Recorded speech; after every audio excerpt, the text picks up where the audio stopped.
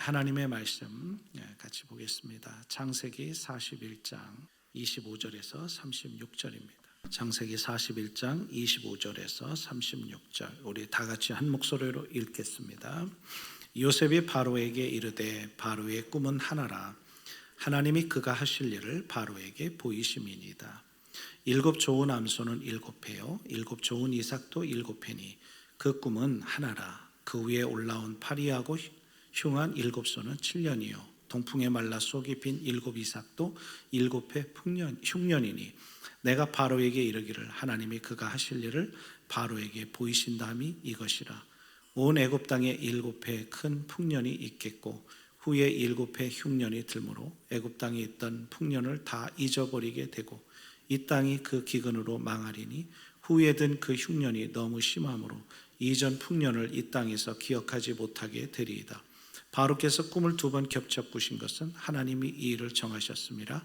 하나님이 속히 행하시리니 이제 바로께서는 명철하고 지혜 있는 사람을 택하여 애굽 땅을 다스리게 하시고 바로께서는 또 이같이 행하사 나라 안에 감독관을 두어 그 7회 풍년에 애굽 땅의 5분의 1을 거두되 그들로 장차올 풍년의 모든 곡물을 거두고 그 곡물을 바로의 손에 들려 양식을 위하여 각 성읍에 쌓아두게 하소서. 이와 같이 그 곡물을 이 땅에 저장하여 애굽 땅에 임할 7회 흉년에 대비하시면 땅이 이 흉년으로 말미암아 망하지 아니하리다. 아멘. 여러분, 우리는 간혹 다음과 같은 일들을 우리가 경험하곤 하지 않습니까? 예를 들어 우리가 어떤 A를 놓고 우리가 같이 기도합니다.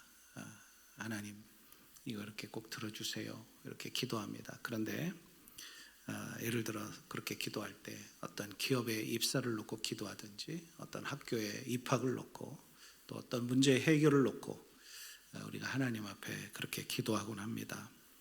근데 결과적으로 볼 때는 기도 응답이 안 됐어요. 우리가 원하는 대로 안 됐고 원하는 회사에 또 우리가 바라는 어떤 그 학교에 또 어떤 일들이 안 될 때가 있습니다.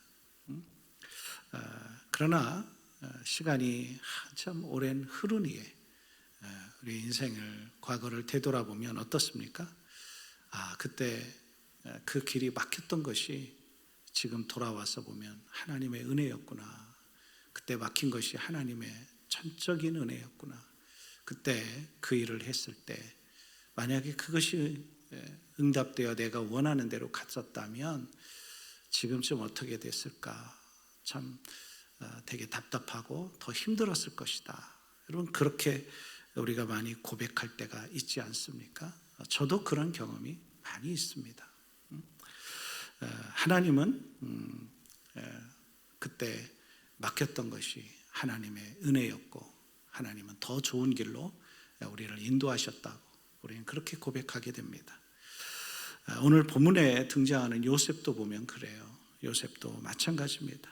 그가 꿈을 꾸었지만 현실은 어떻습니까? 노예였습니다. 그리고 꿈을 꾸었지만 억울하게 감옥에 지금 갇혔습니다. 그러나 하나님은 그 모든 시간을 통해 요셉을 준비시키고 계셨다는 거죠. 준비시키고 계셨다는 거죠. 그리고 마침내 그를 바로 왕 앞에 세우시고 한 나라와 민족을, 자기의 민족을 살리는 그런 통로로 요셉을 하나님께서 사용하십니다. 오늘 말씀을 통해서도 하나님이 우리의 삶이 어떻게 우리의 삶 가운데 역사하는지 함께 상고하려고 합니다. 오늘 첫 번째 오늘 본문을 통해서 볼 수 있는 내용은 하나님은 모든 역사를 주관하신다. 하나님이 역사를 주관하신다. 그 부분을 볼 수 있습니다. 요셉은 바로의 꿈을 해석하며 가장 먼저 이렇게 말합니다. 25절을 같이 읽어봅니다. 요셉이 바로에게 이르되 바로의 꿈은 하나라. 하나님이 그가 하실 일을 바로에게 보이심이니이다. 여러분, 중요한 것은 꿈의 내용보다 누가 이것을 해석해 주시는가, 누가 역사를 움직이시는가이죠. 당시 바로는 세상에서 가장 강력한 권력을 가진 왕이었습니다. 그러나 요셉은 그런 바로 왕 앞에 이런 말을 합니다. 하나님이 그가 하실 일을 바로에게 보이심이니이다. 그러니까 이 말은 뭐예요?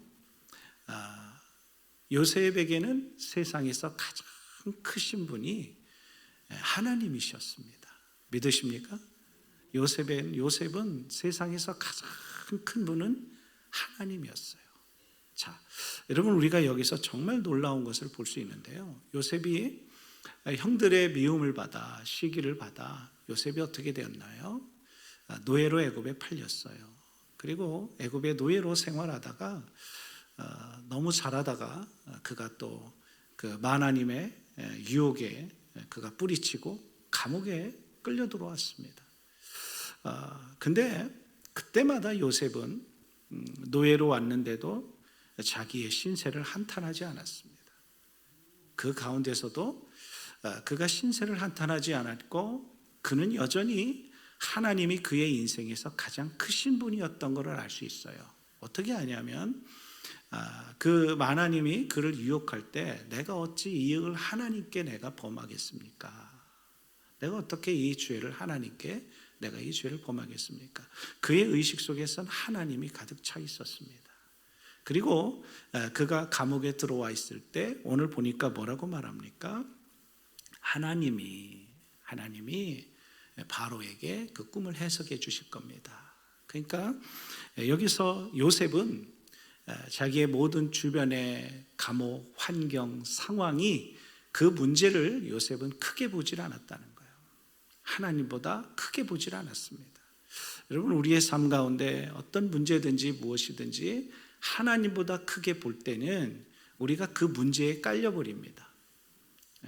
환경을 하나님보다 크게 보기 시작하면 그 환경이 나를 깔아버려요. 나를 뭉개버립니다. 그러나 우리가 하나님을 크게 볼 때 문제는 아무것도 아니게 된 거죠. 오늘 우리의 삶 가운데 오늘 요셉과 같은 눈이 우리에게 필요합니다. 어떤 문제든지 어떤 환경이든지 어떤 사건이든지 이 문제를 하나님보다 크게 볼 거냐, 하나님보다 작게 볼 거냐, 이건 여러분 우리가 믿음으로 선택하는 거예요. 믿음으로 결정하는 겁니다. 저와 여러분이 요셉은 모든 문제와 상황들을 하나님보다 작게 봤어요. 그러니까 감옥에서도 원망하지 않았던 거예요. 불평하지 않았던 거고, 그는 늘 하나님과 충만했던 겁니다. 그리고 때가 되었을 때 그는 바로 왕 앞에 설 수가 있었던 거죠. 그러니까 바로 왕 앞에 섰음에도 불구하고 그는 바로 왕이 크게 안 보였던 거예요. 웬만한 사람 같았으면은 바로 왕 앞에서 벌벌 떨 겁니다. 어쩌면 제대로 해석도 못했을지도 몰라요. 근데 하나님이 그에겐 제일 크신 분이기 때문에, 제일 능력 있는 분이고 제일 위대한 분이기 때문에 그는 바로 앞에서도 여전히 평정심 잃지 않고 그는 그렇게 해석할 수가 있었던 겁니다. 자, 요셉은 형들은 요셉을 팔았습니다. 보디발의 아내는 거짓 누명을 씌웠고요. 은혜를 입었던 술 맡은 관원장은 요셉을 잊어버립니다. 겉으로 보면 지지려도 복이 없어요.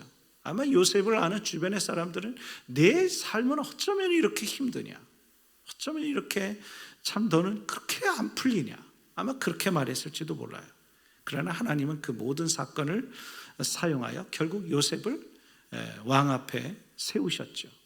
만일 술 맡은 관원장이 보면, 어제 본문에 보면 술 맡은 관원장이 요셉을 잊어버려요.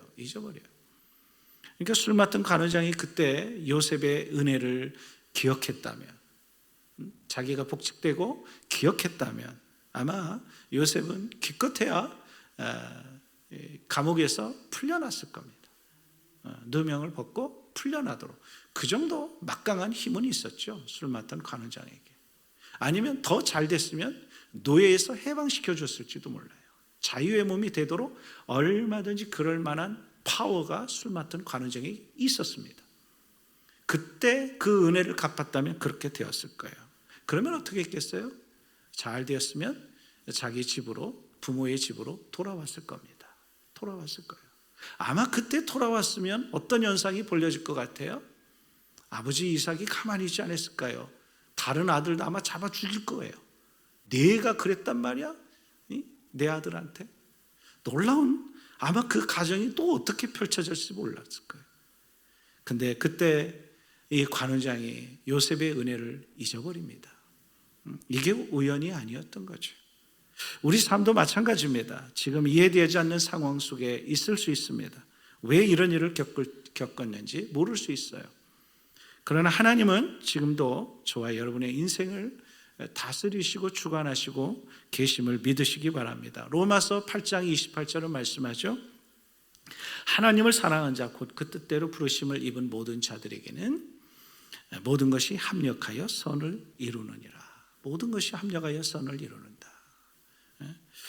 여러분, 바닥에 까는 카펫의 어떤 뒷면은 보면 어떤 실이 많은 새롭게 다듬기 전에는 엉켜 있고 너무 복잡하다 못해 아마 지저분할 거예요. 하지만 이 카펫을 뒤집어서 앞면을 보면 아름다운 어떤 작품, 그림의 한 폭의 아름다운 그림이 완성되어 있는 모습을 볼 수가 있을 겁니다. 우리의 인생의 뒷면만 보면 어떻게 보면 정신없고 복잡할 수 있어요. 그러나 하나님께서 인도할 여러분 앞면을 믿음으로 보시기 바랍니다. 하나님께서 인도할 내 인생의 아름다운 그 앞면을 여러분이 바라보시기 바랍니다. 완성된 그 그림, 놀라운 작품으로, 그것이 하나님 안에 있을 때 저와 여러분의 미래의 우리의 삶, 인생인 것을 여러분 믿음의 눈을 떠 보실 수 있기를 축복합니다. 자, 두 번째는 하나님은 위기 속에서도 준비하신다. 그것을 볼 수 있어요. 위기 속에서도 준비하신다. 자, 본문 36절을 같이 한번 읽어봅니다. 시작. 이와 같이 그 곡물을 이 땅에 저장하여 애굽 땅에 임할 7해 흉년에 대비하시면 땅이 이 흉년으로 말미암아 망하지 아니하리다. 여러분, 바로의 꿈은 단순한 애언이 아니었습니다. 7년 풍년 뒤에 7년 흉년이 올 것에 대한 경고였죠. 그런데 중요한 것은 하나님이 이 재앙을 말씀하시면서도 동시에 준비할 시간을 주셨다는 거예요. 준비할 시간을 주셨다는 거예요. 하나님은 흉년을, 7년의 흉년을 막지 않으셨습니다. 그러나 대비케 하셨어요. 대비케 하셨어요. 이것이 하나님의 은혜입니다. 우리도 인생에서 우리의 인생도 풍년의 시간을 보낼 때가 있어요. 정말 풍년의 시간이 있습니다.